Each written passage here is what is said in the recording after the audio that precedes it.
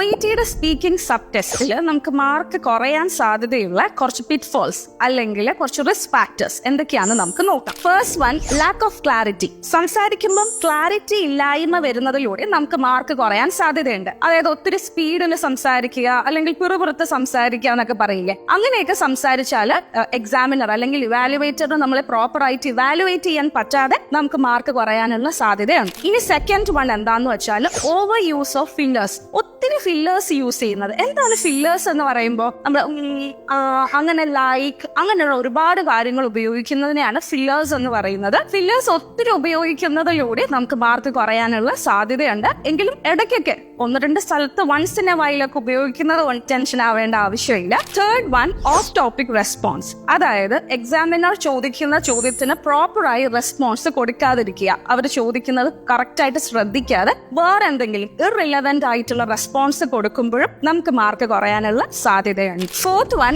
Inappropriate language. അതായത് slang terms ഉപയോഗിക്കുന്നതിലൂടെയും ഒരുപാട് medical terms ഉപയോഗിക്കുന്നതിലൂടെയും നിങ്ങൾക്ക് മാർക്ക് കുറയാനുള്ള ചാൻസ് ഉണ്ട്. അപ്പൊ അതൊന്ന് ശ്രദ്ധിക്കണം. ഇനി ഫിഫ്ത്ത് വൺ എന്താന്ന് വെച്ചാൽ പുവർ പ്രൊനൗൺസിയേഷൻ ശരിയായി വരാത്തത് കൊണ്ട് ഡെഫിനറ്റ്ലി നിങ്ങൾക്ക് മാർക്ക് കുറയാനുള്ള ചാൻസ് ഉണ്ട്. എസ്പെഷ്യലി അവർക്ക് മനസ്സിലാവില്ല, ക്ലാരിറ്റി ഇഷ്യൂസും മിസ്അണ്ടർസ്റ്റാൻഡിങ് ഇഷ്യൂസും വരാൻ ചാൻസ് ഉണ്ട് നിങ്ങളുടെ പ്രൊനൗൺസിയേഷൻ ശരിയായില്ലെങ്കിൽ. Last one, ignoring clinical communication strategies. അതായത് നമുക്ക് എംപത്തറ്റിക് ഫ്രേസ് ഉണ്ട്, അണ്ടർസ്റ്റാൻഡിങ് ചെക്ക് ചെയ്യാനുള്ള ഫ്രേസസ് ഉണ്ട്, അല്ലെങ്കിൽ റീഅഷുറൻസ് കൊടുക്കുന്ന ഫ്രേസസ് ഉണ്ട്. ഇതെല്ലാം നമ്മുടെ സ്പീക്കിംഗിൽ പ്രോപ്പർ ആയിട്ട് യൂസ് ചെയ്യണം. അപ്രോപ്രിയേറ്റ് ആയിട്ടുള്ള സ്ഥലത്ത് യൂസ് ചെയ്താൽ മാത്രമാണ് നമുക്കൊരു റിക്വയർഡ് സ്കോർ കിട്ടുക. സോ ഈ റിസ്ക് ഫാക്ടേഴ്സ് എല്ലാം റെക്ടിഫൈ ചെയ്ത് പ്രോപ്പർ ആയിട്ട് പ്രാക്ടീസ് ചെയ്യാൻ ശ്രദ്ധിക്കുക. Thank U.